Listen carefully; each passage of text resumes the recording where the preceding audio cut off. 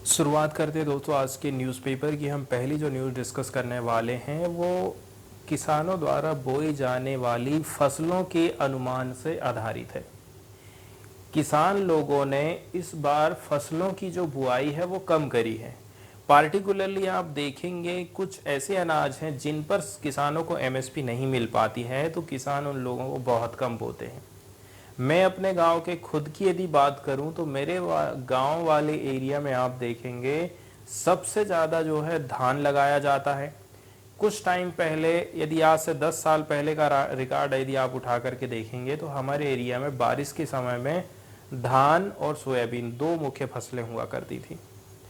इसके बाद कहीं कहीं पर कुछ कुछ किसान जो थे उड़द लगा देते थे। उड़द की दाल बड़े खाना है तो उड़द लगा लिए, मूंग लगा लिए, कहीं कहीं पर मूंगफली लगा लिए, कहीं कहीं पर घर के यूज़ के हिसाब से। लेकिन मैक्सिमम प्रोडक्शन के हिसाब से मूंगफली या फिर तुअर वगैरह है, मूंग है, उड़द है, इसको नहीं लगाते थे। तो अब मेन बात यहाँ पर यह हो जाती है कि देखिए यहाँ पर धान लगाना और दूसरा सोयाबीन लगाना, अब इनकी पैदावार अच्छी बम्पर हो रही है और सरकार भी एमएसपी पर खरीद रही है, तो किसान लोग जाहिर सी बात है इसको लगा रहे हैं। आज के समय में थोड़ा सा चेंजेस हमको देखने को मिला है कि वो सोयाबीन की जगह में मक्का लगाने लग गए हैं, क्योंकि बारिश के चलते चलते फसल प्रभावित होने लगी है। कभी पानी गिर जा रहा है बहुत ज़्यादा, कभी पानी नहीं गिर रहा, तेज धूप तब जा रही है, कभी खड़ी फसल गिर जा रही है। ऐसे बहुत सारे कुछ ना कुछ रीजन आते ही जा रहे हैं। पिछले 10 साल में यदि देखा जाए तो किसानों को बहुत ज़्यादा लॉस झेलना पड़ जा रहा है एग्रीकल्चर के मामले में। यहाँ पर हमें ध्यान ये देना है कि यदि किसान लोग किसी चीज़ की बुआई कम कर देते हैं तो इसका मतलब ये है मार्केट में उस चीज़ की कमी जाएगी, और मार्केट में जब भी कोई चीज़ की कमी जाती है तो उसका दाम बढ़ जाता है। यहाँ पर ये ग्राफ दिखाया गया है। पल्सेस मतलब होता है दालें, जैसे कि आप खाते हैं तुअर की दाल, आप खाते हैं मूंग की दाल, आप खाते हैं उड़द की दाल, ठीक है, और भी बहुत सारी हैं। कुल मिलाकर के देखा जाए ना तो इस बार जो पल्सेस की बुआई है वो 9% कम रही है, और इसका एक रीज़न बताया जा रहा है पानी में कमी, बारिश अच्छी नहीं हो पाना, इसका एक प्रमुख रीज़न। वहीं यदि आप राइस की बात कर लें तो राइस में 4.3% की वृद्धि हुई है बुआई में। मेज की बात करें 2.2, कोरल सेरेल की बात करें तो 1.6, शुगर केन की बात करें तो 1.3% की वृद्धि। बाजरा में भी अच्छा खासा बुआई हुई है, और ऑल क्रॉप्स की बात करें तो मात्र 0.1% की बुआई में वृद्धि हुई है। लेकिन ऑयल सीड की बात हो, चाहे वो कॉटन हो, जूट एंड मेस्टा है, ज्वार है, पल्सेस है, तो पल्सेस में सबसे ज़्यादा कम बोए हैं किसानों ने। और रीज़न क्या बताया जा रहा है? रीज़न बताया जा रहा है मौसम का, कि भाई पानी अच्छा नहीं गिर पाया, शायद ये एक रीज़न है। टमाटर के जो प्राइसेस है अभी हाल फिलहाल में देखा जाए, ठीक है, तो हमारे एरिया में अभी चल रहा था लगभग, कभी इसके पहले वाले मार्केट में तो लगभग 100 रुपये में मिला था, 100 से 120 रुपये किलो चल रहा था। अभी यदि 1-2 दिन पहले की बात करें तो यहाँ पर लगभग हो गया है टमाटर का प्राइस 40 रुपया और 50 रुपये। यदि आपको छांट के नहीं लेना है तो आपको मिलेगा 50 में, और यदि छांट नहीं रहे हैं तो आपको 40 में मिलेगा। तो अभी हाल फिलहाल में टमाटर का जो प्राइस है वो कूल हुआ है। But pulses could play the next spoil sport in the battle against inflation. अभी टमाटर ने लड़ाई लड़ी है, अभी आप टमाटर से लड़ाई लड़ रहे थे, अब आप आने वाले टाइम में दाल के प्राइसेस से प्रभावित होने वाले हैं, आपकी जेब से ज़्यादा पैसा जाने वाला है। क्योंकि यदि हम खरीफ सीज़न की बात करें तो ऑलमोस्ट 10% प्रीवियस ईयर से कम बुआई हुई है। वहीं यदि देखा जाए 37% सर्ज हमको देखने को मिला है in vegetable prices had fired up retail inflation to a 15 month high of 7.4% in July. सब्जी का दाम इतना आसमान छू रहा है कि ये जो रिटेल इन्फ्लेशन है, ठीक है, जो खुदरा महंगाई दर है वो 7.4% पहुँच गई है। और जबकि सरकार क्या कह रही है? सरकार ने आरबीआई को बोला है कि आप एक काम करिए, जो महंगाई है उसको 4 ± 2% तक ही रखिए, मतलब मैक्सिमम 6% से ज़्यादा ना जाए और मिनिमम 2% बनी रहे। लेकिन ये 6% को क्रॉस कर गई, कहाँ पहुँच गई, 7.5% पहुँच गई है। यहाँ पर आपको ध्यान में ये बात रखना है कि जो इन्फ्लेशन होती है, कभी भी आप इन्फ्लेशन को ना इस चीज़ से मत आंकिए कि किसी भी चीज़ के दाम में बढ़ोतरी हो रही है, और नॉर्मली जैसे कि हम सोचते हैं। कभी भी इन्फ्लेशन को आप ऐसे नापिए कि सरकार के या फिर आरबीआई के हिसाब से देखें। इन्फ्लेशन का मतलब है कि नोटों में वृद्धि हो जाना, मार्केट में नोटों की वृद्धि हो रही है। इन्फ्लेशन को जब भी कंट्रोल करना रहता है तो आरबीआई क्या काम करता है, मार्केट से पैसा को खींचना चालू कर देता है। इसके लिए वो क्या काम करता है, जो इंटरेस्ट रेट है उसको बढ़ा देगा। जैसे कि आपने होम लोन लिया है या फिर कोई प्लॉट खरीदा, तो उसके लिए आपकी किस्त चल रही है, 20,000 रुपये कटता है आपका। अब सरकार ने इंटरेस्ट उस पर बढ़ा दी है, तो पहले जो 6,000 रुपये ब्याज देना पड़ रहा था आपको, तो उसकी जगह में आपको लगभग 7,000 रुपया देना पड़ेगा। मतलब सरकार ने क्या काम करी है, मार्केट में जो नोटें अवेलेबल थी उन नोटों को खींच ली है अपने पास में। अब यहाँ पर देखिए, एक होता है बैंक और दूसरा होता है आरबीआई, ठीक है। यहाँ पर रेपो रेट और रिवर्स रेपो रेट को हमें समझना होगा, ठीक है। बैंक जिस रेट पर आरबीआई से पैसे उधार ले रहे हैं उसको हम रेपो रेट बोलते हैं। अब आरबीआई यदि रेपो रेट को बढ़ा देता है, मतलब बैंकों को आरबीआई से महंगा लोन पड़ रहा है, तो वो क्या काम करेंगे, अपने ग्राहकों को भी महंगा लोन बांटना चालू कर देंगे। इस प्रकार से रेपो रेट और रिवर्स रेपो रेट में मॉनेटरी पॉलिसी कमेटी चेंजेस करते रहती है और इन्फ्लेशन को कंट्रोल करने की कोशिश करती है। इसके बाद एक न्यूज़ हम डिस्कस करेंगे, छोटी सी न्यूज़ ये आई है। देखिए, पर्यावरण से रिलेटेड यदि आपको कोई शिकायत समझ में आ रही है तो सरकार ने एक पोर्टल बनाई है, वेबसाइट बनाई है, वहाँ पर आप जो है ऑनलाइन कंप्लेंट कर सकते हैं। Minister launches portal for wildlife complaints. Environment minister Gopal Rai ने संडे के दिन लॉन्च किया है एक पोर्टल को, ताकि बेटर सॉल्यूशन हम लेकर के आ सकें complaints over offences related to forest and wildlife. Forest से रिलेटेड यदि कोई कंप्लेंट आप करना चाहते हैं, वाइल्ड लाइफ से रिलेटेड कहीं आपको लग रहा है कि भाई हिरण का शिकार हो गया, शेर को मार डाले, इस प्रकार की कंप्लेंट आप यहां पर ऑनलाइन कर सकते हैं। उन्होंने लॉन्च किया था पोर्टल को during a tree plantation drive इन रोहिणी। तो जो पोर्टल है वो क्या है, वो है GHL e-forest DEL दिल्ली गवर्नमेंट.in। क्या है पोर्टल, आप अच्छे से देख सकते हैं, GHL e-forest दिल्ली गवर्नमेंट.in।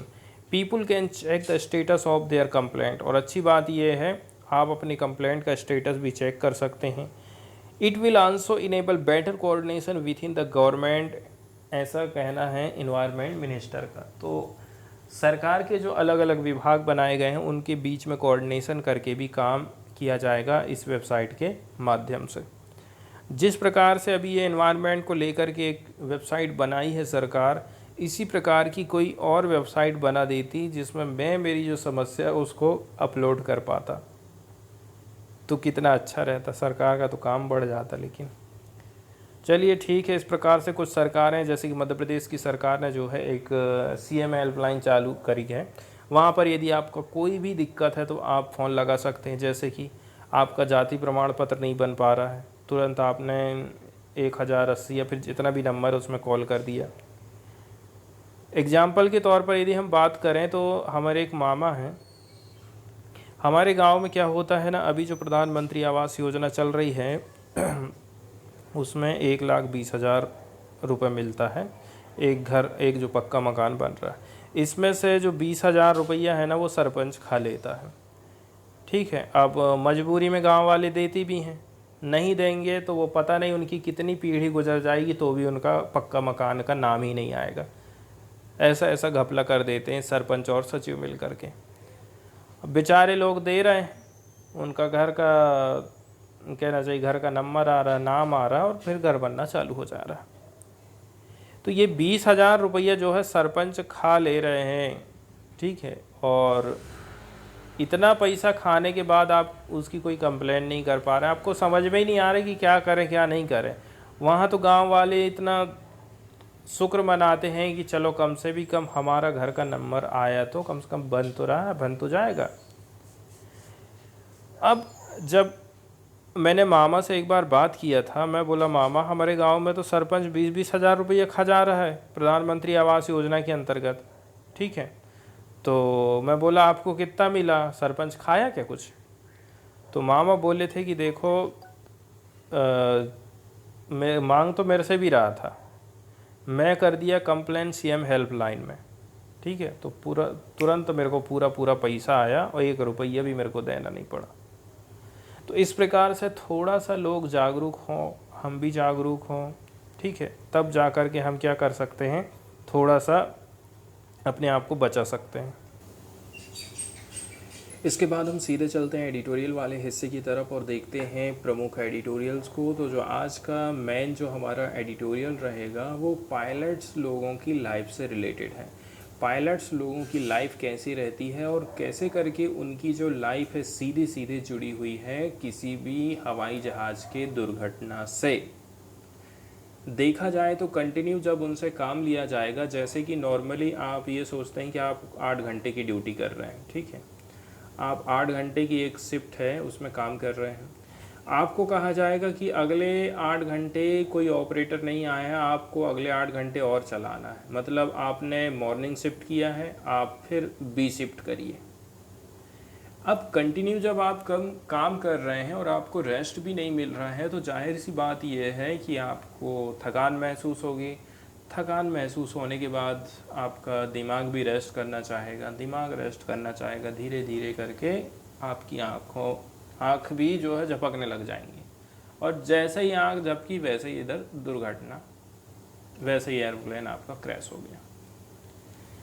तो यही जो मुद्दा है इस एडिटोरियल में उठाया जाता है कि कैसे करके यदि आप जो है किसी भी पायलट से इस प्रकार से कंटिन्यू काम ले रहे हैं, आप एक विमान उड़ाने की बाद फिर कह रहे हैं नहीं वो वाला विमान भी उड़ा लेना, तो ये गलत बात है। दूसरे नंबर की बात ये है कि देखिए नॉर्मली जो एयरपोर्ट में काम करने वाले जो मैनेजमेंट ट्रेनी होते हैं उनसे और इनकी लाइफ में बहुत अंतर रहता है। उनको हफ्ते में 2-2 दिन का आप वीक ऑफ दे रहे हैं और इनको आप मात्र 1 वीक ऑफ दे रहे हैं। इसके बाद बात आती है कि इनको ट्रेनिंग वगैरह कैसी आप प्रोवाइड कर रहे हैं। आप ये नहीं कह सकते कि हमारे जो पायलट हैं एकदम ट्रेंड है। इसके साथ में भी एक जो पायलट बैठता है जिसको आप को पायलट बोल सकते हैं या फिर हेल्पर बोल सकते हैं, शॉर्टकट में यदि कहा जाए आसान भाषा में। तो कभी कभी तो ऐसा हो जाता है कि यदि कई सारी घटनाएं हम ऐसी देखी हैं कि पायलट चलाते चलाते हार्ट अटैक आ गया है। हार्ट अटैक आना भी कहीं ना कहीं जिम्मेदार है इसके मैनेजमेंट, इसके अलावा हमारी एरोप्लेन इंडस्ट्री को रेगुलेट करने वाली हमारी जो संस्थाएं बनाई गई हैं वो भी इसके लिए जिम्मेदार है। इंटरनेशनल तौर पर जो कानून बनाए गए हैं वो उनकी लाइफ बहुत अच्छी है यदि हम भारत से तुलना करेंगे तो। अब पायलट को हार्ट अटैक आ गया है, को पायलट को उतने अच्छे से बनता नहीं है चलाते, कम से कम उतना इतने अच्छे से तो बन जाए कि वो कम से कम उसकी सेफ लैंडिंग करा सके, इतना उनको ट्रेनिंग तो कम से कम प्रोवाइड करनी चाहिए। इसके अलावा जो पायलट लोग हैं या फिर को पायलट लोग हैं उनको जो ट्रेनिंग दी जाती है वो नाम मात्र की रहती है, मात्र कागजी तौर पर आप पेपर पास कर लीजिए बस हो गया। इससे तो कोई विशेष प्रकार का फ़ायदा होने वाला नहीं है, बस अटेंडेंस लगाइए और आपकी ट्रेनिंग कंप्लीट हो गई, तो इससे कोई भी प्रकार का फ़ायदा नहीं होने वाला है। यहाँ पर एक वर्ड आपको देखने को मिलेगा, cockpit voice recorder. Cockpit voice recorder क्या काम करता है, जैसे कि आपका एरोप्लेन क्रैश होने वाला है उसके पहले जो बातचीत हुई थी उस बातचीत को रिकॉर्ड करने का काम करता है ये कॉकपिट वॉइस रिकॉर्डर, जिसको शॉर्टकट में हम CVR बोलते हैं। फ्लाइट क्रू की आवाज़ों के साथ साथ कॉकपिट के अंदर की अन्य आवाज़ों को भी रिकॉर्ड करने का काम करता है। रिकॉर्डर का कॉकपिट एरिया या माइक्रोफोन आमतौर पर 2 पायलटों के बीच ओवरहेड इंस्ट्रूमेंट पैनल पर आधारित होता है। इसको थोड़ा सा आप जूम करके देखेंगे तो ऐसे करके आपको ये दिख जाएगा। तो ये कहाँ पर रहेगा आपको, ये आपको देखेगा एकदम आगे वाले हिस्से की तरफ में। और कॉकपिट वाला एरिया ये है, और ये है ब्लैक बॉक्स, ठीक है। Chimerical aircraft carry two so-called black boxes. While they do nothing to help the plane in flight, they are vitally important to the accident investigator in the aftermath of a plane crash. चलाते time, उड़ाते time तो इनका कोई काम ही नहीं है, लेकिन यदि कभी प्लेन क्रैश हो जाता है, इसके बाद उसका रीज़न ढूंढा जाता है कि आखिर रीज़न क्या हो सकता है। तो इसके लिए जो है इन्हीं ब्लैक बॉक्स या तो फिर क्या क्या चीज़ जो यहाँ पर लगी हुई इसका इस्तेमाल किया जाता है। तो एक कॉकपिट ये हो गया और एक हो गया ये ब्लैक बॉक्स।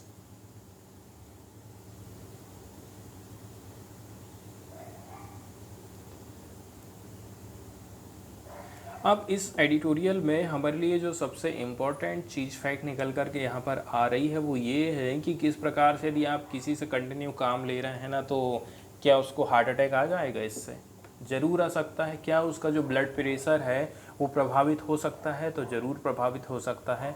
यहाँ पर कुछ बहुत सारे क्वेश्चन उठते हैं जिनका आंसर मिलना बहुत ज़्यादा ज़रूरी है। One of them is experience level and also the competence of the copilot if there is a serious issue involving the crew during the flight. तो कुल मिलाकर के वही हेल्पर पायलट की क्या योग्यता होनी चाहिए, इसके साथ साथ में एक्सपीरियंस उसका कैसा होना चाहिए, सारी बातें यहाँ पर आई हैं। इंटरनेशनल रूल्स क्या कहते हैं उसके बारे में आप देख सकते हैं।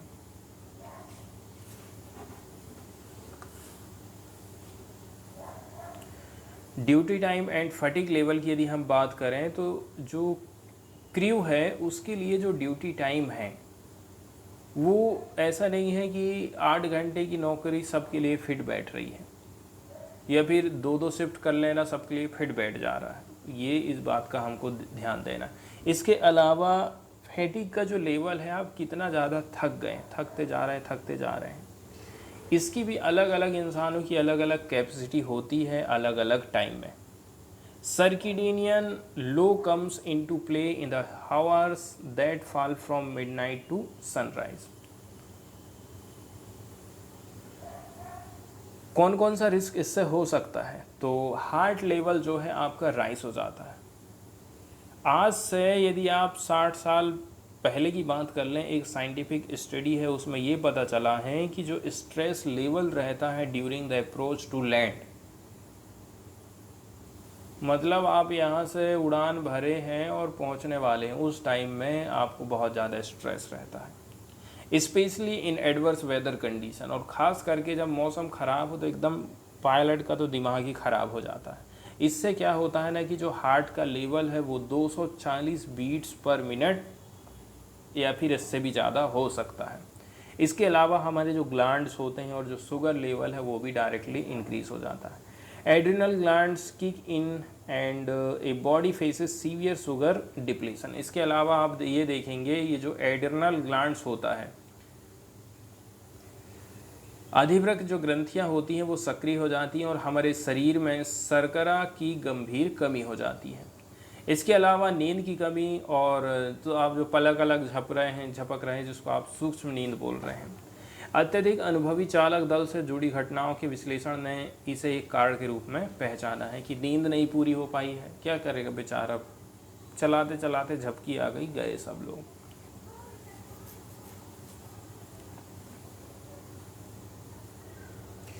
इसके बाद हम सीधे चलते हैं इंडिया के कॉलेजियम सिस्टम के बारे में। कॉलेजियम सिस्टम जिसको आप सुप्रीम कोर्ट के जजों का एक ग्रुप बोल सकते हैं। एक ग्रुप है जो कि किसको जज बनाना है, अगला सीजीआई कौन बनेगा, जजों का ट्रांसफ़र करना है, ये सारे मुद्दों को देखने का काम करता है। तो ये एक ऐसा सिस्टम है जिसके अंतर्गत अपॉइंटमेंट किया जाता है जज का, या फिर किसी जज का ट्रांसफ़र करना है। That has evolve through judgment of SC and not by an act of parliament or by a provision of constitution. ये सारी जो चीज़ें हो रही हैं वो इसमें इवॉल्व है सुप्रीम कोर्ट का जजमेंट, और ये जो चीज़ है वो पार्लियामेंट के द्वारा नहीं हो सकती है।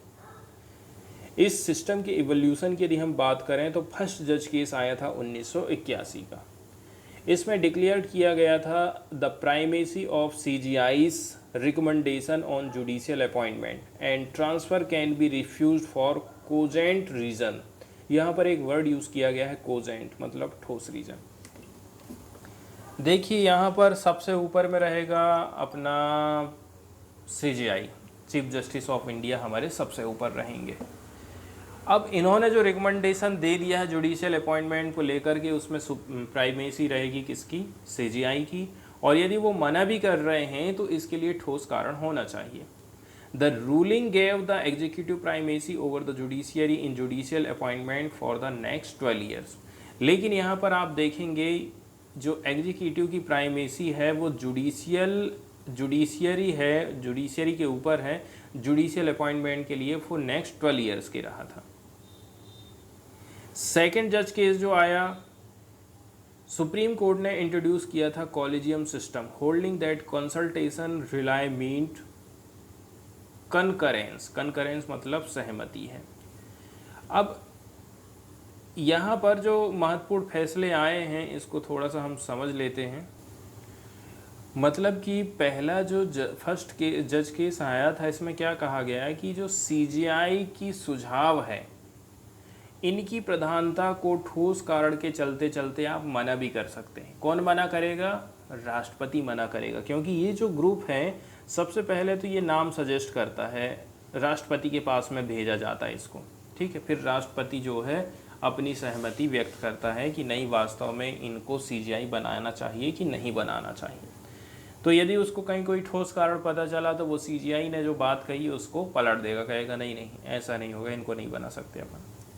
इस निर्णय ने अगले 12 साल के लिए न्यायिक नियुक्तियों में न्यायपालिका पर केंद्र सरकार की पावर को ऊपर रख दिया। केंद्र सरकार ऊपर है, सीजीआई नीचे, कुल मिला के आप इसको ये बोलिए। फिर आया सेकंड न्यायाधीश मामला 1993 का। यहीं पर कॉलेजियम प्रणाली की शुरुआत होती है। वास्तव में परामर्श करने का मतलब ये नहीं है कि राष्ट्रपति से हम परामर्श कर रहे हैं वो हाँ या ना में कह सकता है, इसका मतलब ये है सहमति देना से है, ठीक है। सीजीआई की सहमति है मतलब आपको बनाना ही है। इस मामले में सर्वोच्च न्यायालय ने आगे कहा था कि सीजीआई की व्यक्तिगत राय नहीं है बल्कि सर्वोच्च न्यायालय के 2 वरिष्ठतम न्यायाधीशों के परामर्श से ली गई एक संस्थागत राय हो गई। उसमें यह कहा गया कि सीजीआई अकेला कोई निर्णय नहीं लेगा बल्कि 2 वरिष्ठतम न्यायाधीशों के परामर्श से भी सलाह ली जाएगी कि किसको कहाँ अपॉइंट करना, किसका कहाँ ट्रांसफ़र करना, कौन सीजीआई बनेगा। फिर आता है तीसरा न्यायाधीश मामला।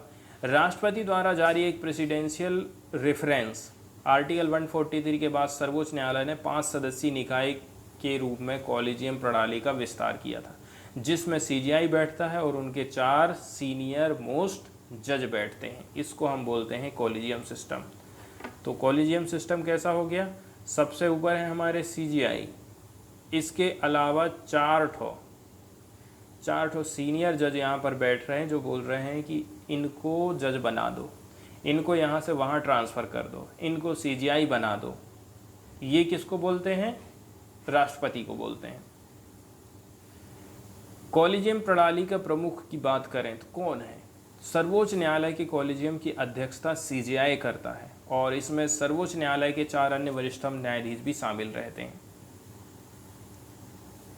वहीं यदि देखा जाए हाईकोर्ट की बात करें, हाईकोर्ट में भी ऐसे ही कॉलेजियम रहेगा। इसका लीडर रहेगा वहाँ का मुख्य न्यायाधीश और इसके अलावा इसमें बैठेंगे 4 सीनियर मोस्ट जज। तो जो उच्च न्यायपालिका के न्यायाधीशों की नियुक्ति कॉलेजियम प्रणाली के माध्यम से ही की जाती है और इस प्रक्रिया में सरकार की भूमिका कॉलेजियम द्वारा नाम तय किए जाने के बाद की प्रक्रिया में ही चालू हो जाती है। क्या है प्रोसेस, सीजीआई और सुप्रीम कोर्ट के अन्य जजों की नियुक्ति भारत के राष्ट्रपति करता है, ठीक है। तो अगले सीजीआई के संदर्भ में अभी जो सीजीआई बना है अपने उत्तराधिकार की घोषणा करेगा कि भाई इसको बना दो आप। हालांकि 1970 के दशक के अतिलंघन विवाद के बाद से ही व्यवहारिक रूप से इसके लिए वरिष्ठता का आधार माना गया। तो इसमें इस बात पर प्रायोरिटी दी जाती है कि भाई वो उतना सीनियर आदमी है, आप कैसे जूनियर को बना दे रहे सीजीआई। इसलिए अब ध्यान रखा जाता है कि जो सीनियर मोस्ट व्यक्ति है उसको सीजीआई बनाया जाना चाहिए। अब हम बात करते हैं यदि सर्वोच्च न्यायालय सुप्रीम कोर्ट के अन्य न्यायाधीशों के लिए नामों का जो चयन है वो सीजीआई द्वारा शुरू होता है।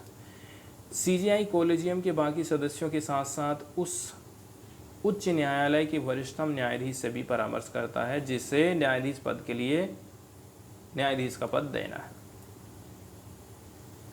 इसके बाद आप देखेंगे परामर्शदाताओं को लिखित रूप में अपनी राय दर्ज करानी होती है और इसे फाइल का हिस्सा बनाया जाता है। इसके बाद कॉलेजियम केंद्रीय कानून मंत्री को अपनी सिफारिश भेजेगा, जिसके माध्यम से इसे राष्ट्रपति को सलाह देने हेतु प्रधानमंत्री को भेजा जाता है। क्या क्या सिस्टम है, यहाँ पर कानून मंत्री आ गया है बीच में, फिर आ गया है प्रधानमंत्री, इसके बाद आया है राष्ट्रपति। कुल मिलाकर के राष्ट्रपति को कौन सलाह दे रहा है? कानून मंत्री और प्रधानमंत्री।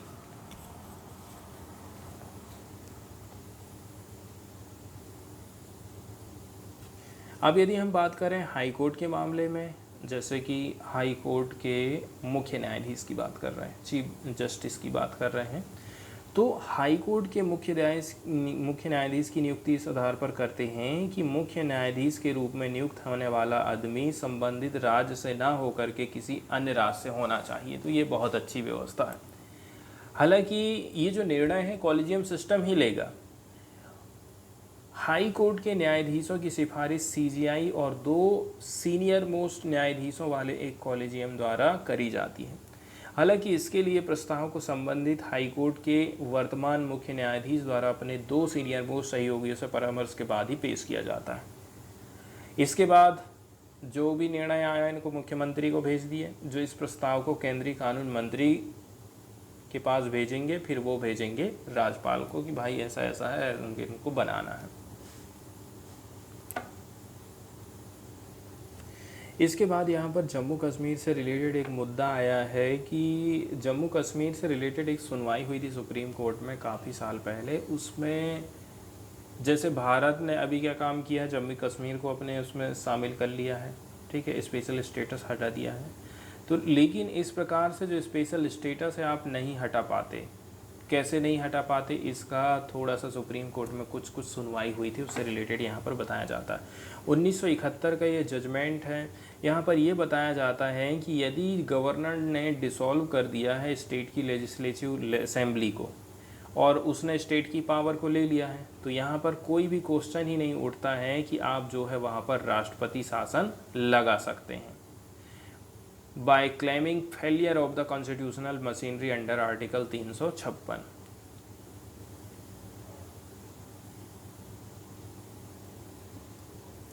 इसके बाद रशिया का जो लूना 25 मिशन है उसकी क्रैश से रिलेटेड न्यूज़ आई है कि भाई वहाँ पर कुछ एबनॉर्मलिटी टेक्निकल प्रॉब्लम आ गई, जिसके चलते चलते क्या है वो उसकी सरफेस में क्रैश हो गया है। वहीं यदि हम बात करें लूनार मिशन वास रशियाज फर्स्ट सिन 1976 से ये पहला मिशन माना जा रहा है when it was part of the Soviet union. अभी तक केवल 3 ही गवर्नमेंट हैं जो कि मैनेज कर पाई हैं सक्सेसफुल मून लैंडिंग को। उसमें नाम है सोवियत यूनियन का, फिर है यूएस और फिर आ जाता है चाइना। तो जो लूनार साउथ पोल है ये पार्टिकुलरली इंटरेस्ट माना जा रहा है, इंटरेस्ट लेते हैं वैज्ञानिक लोग who believe the permanently shadowed polar crater में contain frozen water। उनका कहना है ये जो साउथ वाला पोल है ना, यहाँ पर जो हमेशा अंधेरा रहता है, यहाँ पर जो फ्रोजन वाटर हो सकता है, जो गड्ढे बने हुए हैं वहाँ पर। और इसी चीज़ को एक्सप्लोर करने के लिए इंडिया ने अपना मिशन भेजा है चंद्रयान 3, और इसी चीज़ के लिए रशिया ने भी अपना मिशन लूना 25 भेजा था। वहीं यदि देखा जाए ये जो फेलियर ऑफ लूना 25 मिशन है ये पहला मिशन माना जा रहा है 1976 से। Underscore the decline of Russia space power status. इससे पता चलता है कि जो रसिया स्पेस में अपने आप को पावरफुल बोलता था वो स्टेटस उसका डिक्लाइन होते जा रहा है। वहीं यदि आप देखें कि ये रसिया ये from a time when it was the first country to launch an artificial satellite and launch the first human both to earth orbit। जबकि देखा जाए रसिया इस मामले में बहुत आगे है, जो कि पहला कंट्री माना जाता था जिसने लॉन्च किया था एक आर्टिफिशियल सैटेलाइट और लॉन्च किया था पहला ह्यूमन को, ठीक है, दोनों को अर्थ के ऑर्बिट में।